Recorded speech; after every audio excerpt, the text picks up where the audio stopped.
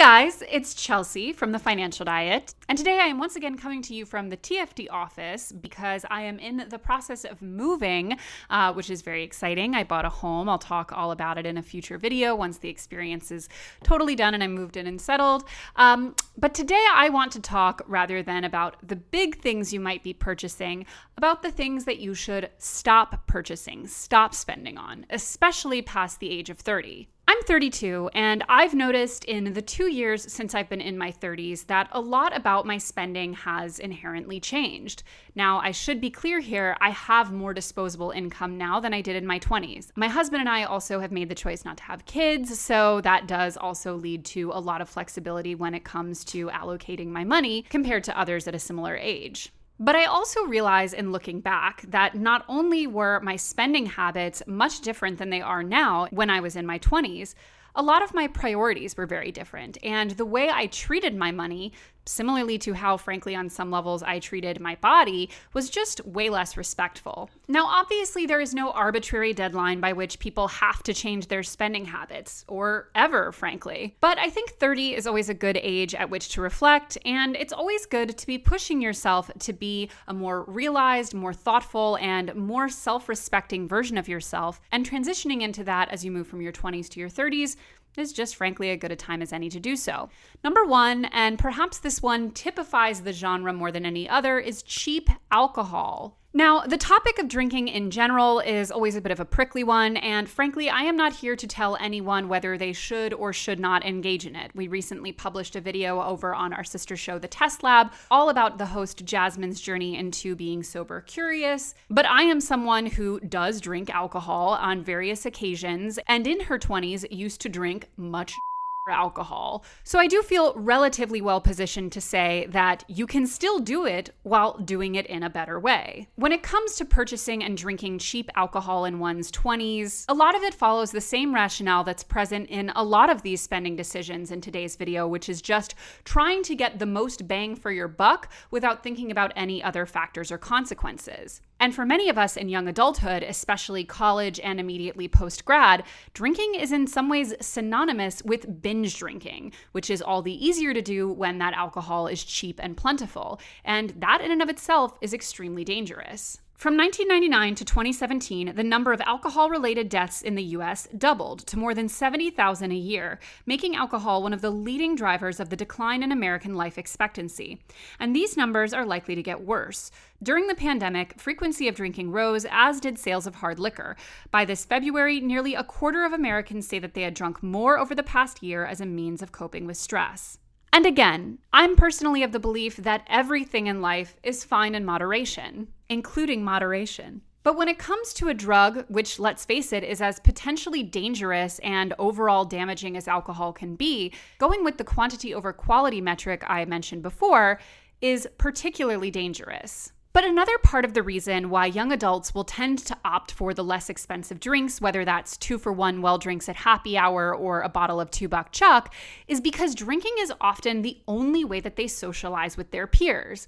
Again, in that age bracket, it is very normal to just default to consuming alcohol as a way of bonding or relaxing or feeling camaraderie. And this in and of itself, too, is a problem. But when the health toll of social disconnection is estimated to be equivalent to the toll of smoking about 15 cigarettes a day, it can be easy to justify constantly throwing back cheap drinks because, well, it's better than being alone. But opting for more expensive alcohol doesn't just reduce the chance that you'll overconsume or have terrible sugar crash hangovers. It also means that it's not something you're going to constantly be defaulting to, whether while at a restaurant, out with friends, or even at home, because you know it costs a fair amount of money to do it. The overall theme of today's video is a lot about quality over quantity. But when it comes to booze, that is especially true for many reasons. Trendy makeup items. Here's the thing about trendy makeup. Whatever will look good on a pore-free 19-year-old who's also using an Instagram filter is almost certainly not going to look good on you. And much of the time, these social media-friendly beauty brands have mastered one thing above all, and that's marketing, such as constant Instagram feed spamming, or here in New York, impeccably designed subway ads for makeup that is ultimately pretty subpar in quality. I'm not going to call any brands out by name here, but there's one particularly egregious millennial pink offender whose name rhymes with Mossier. But there is no sadder waste of money than a drawer full of $20 lipsticks that don't really match your skin tone, or eyebrow tools that don't really do anything unless you already have perfect eyebrows, or trendy eyeshadows that you saw used in a look video on TikTok but you could never wear to the office. Basically, pointless beauty items are an extreme waste of money. But many people in their 20s are simply figuring out their personal style. And so, like I did in my 20s, will opt for something like a beauty subscription box in order to try some of these items out without necessarily committing. The problem, though, is that a lot of these boxes can be much more wasteful than we're likely to think. And in terms of budget, can often be much less budget-friendly than we're inclined to assume.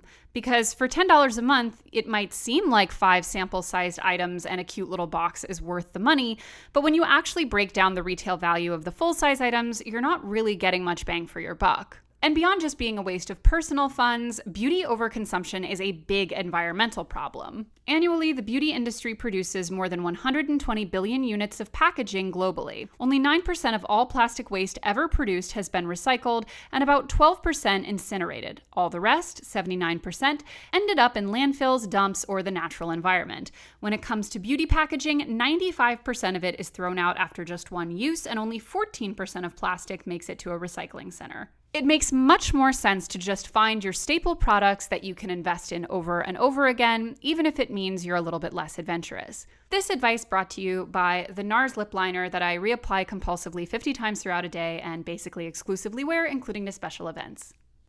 Weddings. Many of us were raised to believe that if you were invited to a wedding, you basically have to go. Damn all of the costs associated.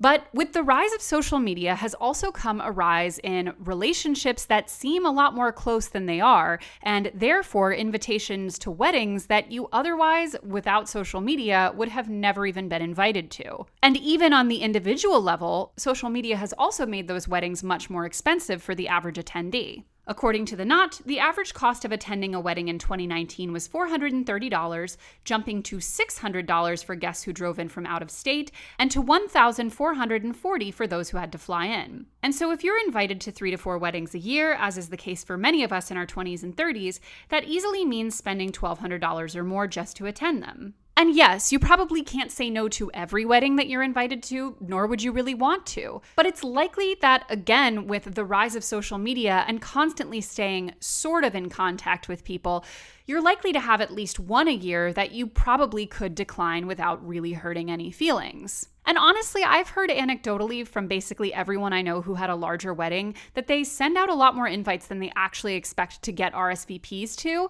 and often find themselves a little bit shit out of luck when basically everyone says yes, which seemed to happen a lot post-pandemic because people were like, get me out of this house and into a dress. But even when you do decide to attend a wedding, finding ways to make it less expensive on the day, whether that means splitting an Airbnb with other guests, carpooling on the way down, or reusing outfits rather than having to buy something new for Instagram, though more on that later, are easy ways to save. But more importantly, in one's 20s, especially when it comes to social events, nothing is more important than sharpening your no tool. You need to be able to say no to things you simply can't afford. Putting a bachelorette party on a credit card trip? Terrible. Don't do it. Saying, I would love to join, this is a little bit out of my budget, but maybe we could plan a special night for the two of us in our city. Iconic.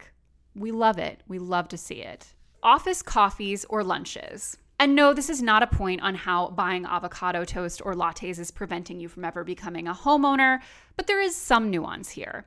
When you are in your 20s, many of you will be heading into the professional world for the first time, which can be a really exciting and thrilling thing. When I had my first office job, I used to take pictures of every little thing on my desk and feel so excited that I could go to the coffee shop in the morning and get my little working girl latte and working girl muffin and then sit at my working girl sedentary desk for 10 hours a day and then go home and sit on my working girl couch for another 5 hours and then wonder why my body was falling apart. Anyway, the temptation can be high with both the excitement of a new environment, the stress of wanting to succeed at your job, and suddenly having a paycheck to overspend. Because let's do some math. Say you spend $15 on a sandwich or salad and a beverage every day at lunch, and you have 4 weeks of paid vacation, which I know is already a lot for many people. So you're spending this for 48 weeks out of the year. That means over the course of a year, you'll spend $3,600 on workday lunches alone. And this isn't that far off from what a lot of people's lunch spending actually amounts to. A survey conducted by Visa found that Americans spend $2,746 on lunch every single year on average. Instead, you could be using meal prep recipes from a site like Budget Bites, a TFD favorite, which features meal plans for less than $2 a serving or $10 a week on lunch, or $480 total annually, saving you over $3,100 a year just on food. Of course, you don't have to be that strict about it, but watching how you spend while in the workplace, especially as a response to stress, is something you should not be waiting until you're well into your 30s to start doing. Fast fashion. And this topic always gets some prickly discourse going in the comments, so let's just put it out here. If you can only afford to shop at fast fashion and that's the only option available to you and the only store that carries it in your sizing and you don't have any other options, could never shop anywhere as long as you live, you have to buy everything from Forever 21, this point does not apply to you. I'm not shaming anyone for having to shop at fast fashion. I have bought many a fast fashion item in my day. This is not to say that everyone who buys fast fashion is bad. That being said, many people who buy fast fashion do not need to be doing it and certainly do not need to be doing it for every item they buy. And unfortunately, many of you guys out there, not you guys in the audience because you're all perfect angels who spend thoughtfully, but look around YouTube, this is very pervasive. Many people are shopping in fast fashion specifically to constantly be able to buy new clothes because they're also cheaply priced, which is how fast fashion markets itself. But let's break it down. One's 20s are a time where having a wardrobe basically furnished by Forever, Zara, Shein is the norm. Everyone's doing it. No one really gives it a second thought. And fast fashion, usually terribly produced using terrible materials, is almost guaranteed not to last you very long, even if it stayed in style, which it wouldn't, but more on that in a second, meaning that its cost per use is almost universally in the gutter. I'll link you guys in the description to a video I did on why cost per use is one of the most important money rules you'll ever follow, but few things break it as egregiously as fast fashion. But fast fashion also has an insanely bad ecological impact and is quite literally designed to constantly be going out of style so that you will be incentivized to buy more. Fast fashion has created a shocking 52 micro seasons per year, and this creates a dynamic where, according to Livia Firth, the creative director of EcoAge, the average garment lasts only about 5 weeks in our closet. Because of how cheaply made and inexpensively sold these fast fashion garments are, people can go out weekly to buy the newest, trendiest clothing to fit into that particular micro season. But what is happening to all of the clothes that are only used for 5 weeks?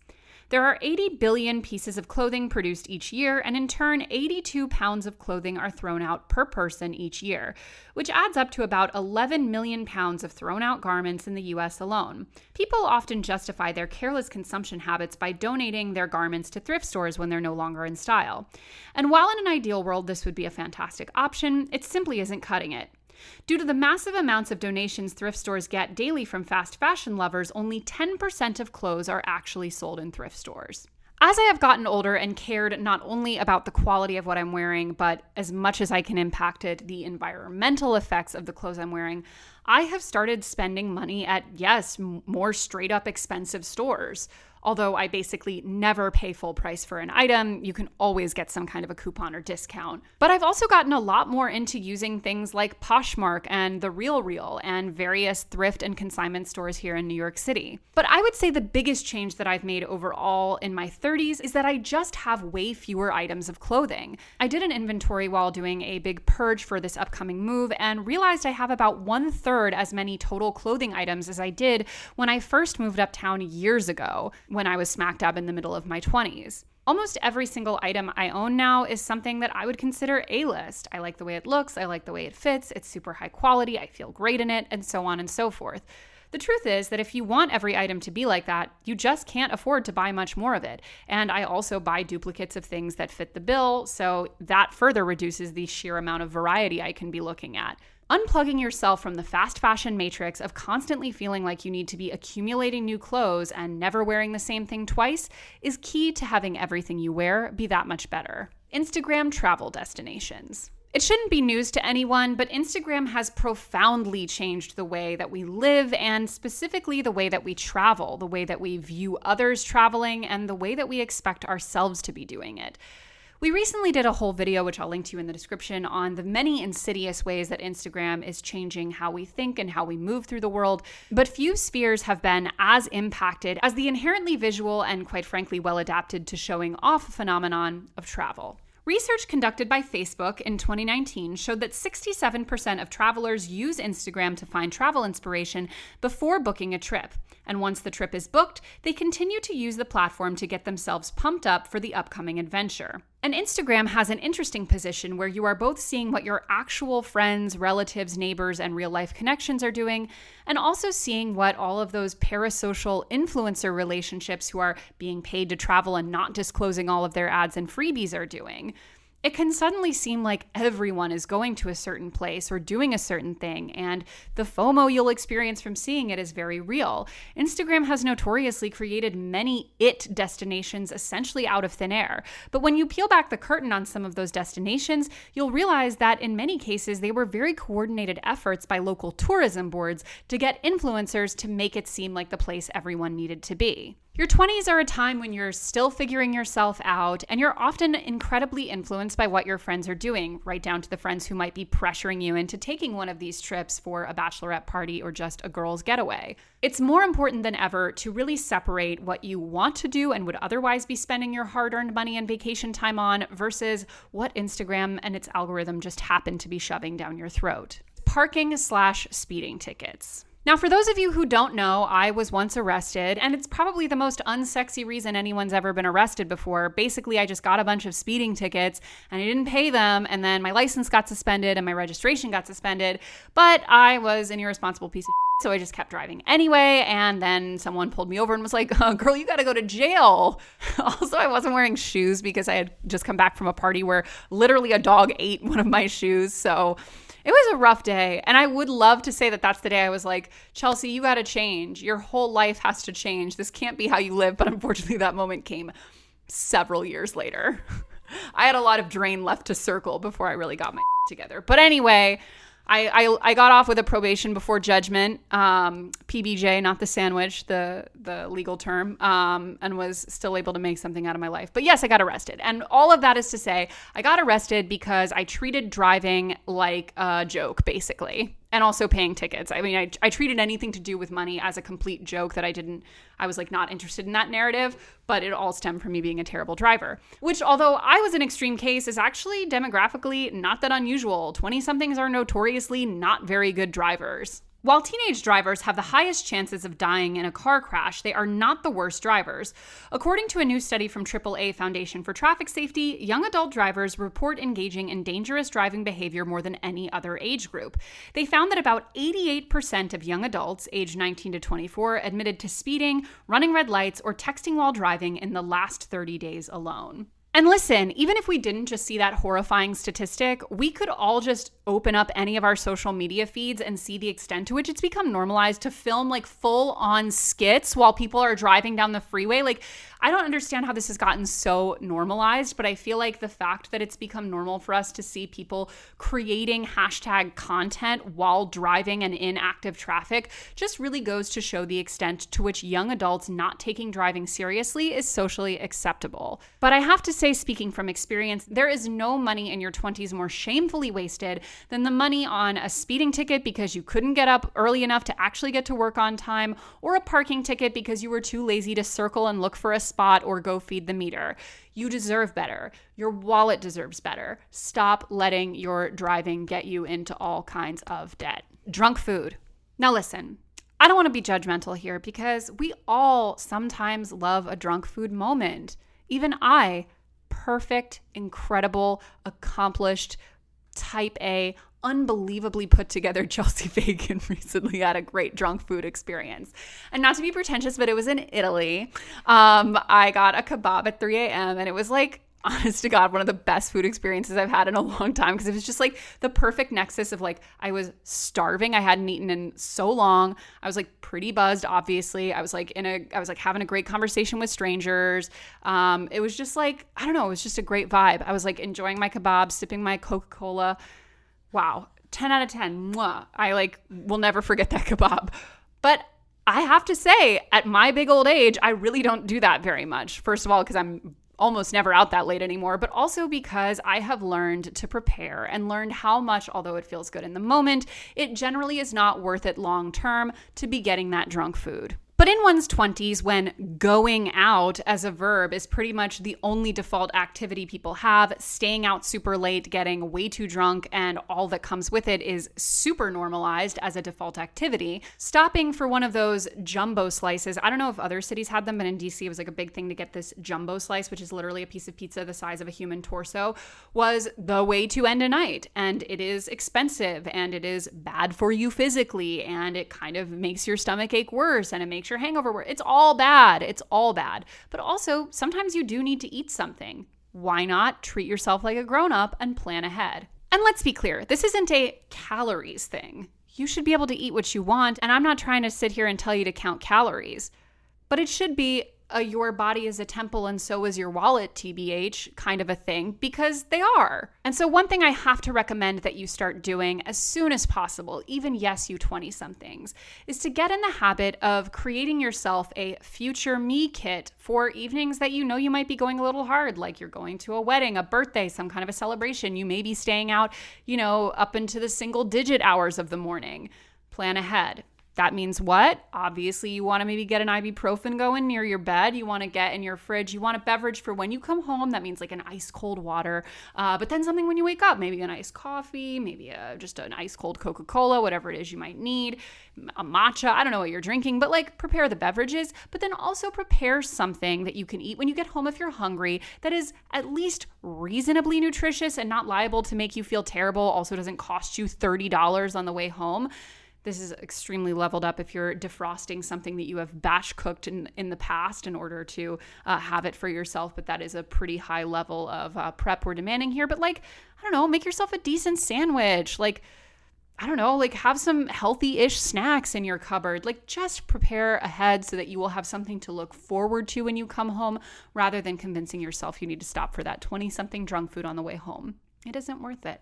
And when you don't do it very much, those special occasions like that aforementioned kebab, they stay with you because they're so special. And always, I have to say, the best thing about being an adult is those moments where you feel like you were your own fairy godmother from the past. Be that person. Last is impulsive Target purchases. Now, I should say, as someone who literally just bought a home, I have been doing a fair amount of HomeGoods and Marshalls raiding. Although I committed to myself, and actually the person filming here can vouch for this, up until the move, which is not for another week, I will not bring anything home. I go to HomeGoods, I soak it all in. It's like someone brings a pizza by me and I just smell it and then pass it. Like I don't actually buy any of those candles. I will be making a trip. I will get some of those candles, but not yet. But I have been making the trips just to sort of fantasize window shop. I have my journal. I've been mood boarding basically 24/7. I'll also show that in my home buying video.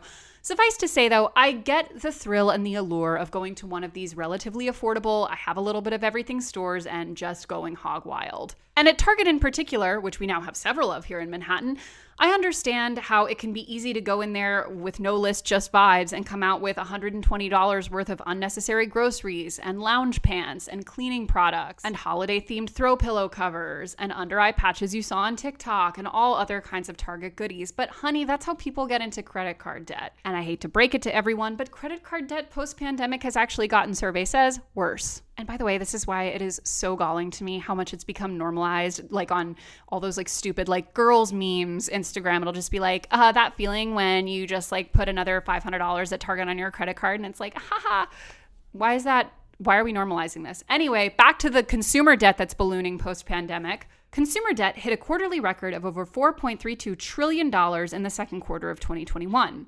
In August 2021, U.S. consumer debt preliminary numbers showed an increase of 4% annually to more than $4.35 trillion. Revolving debt, mainly credit card debt, set a record of about 1.1 trillion in February of 2020.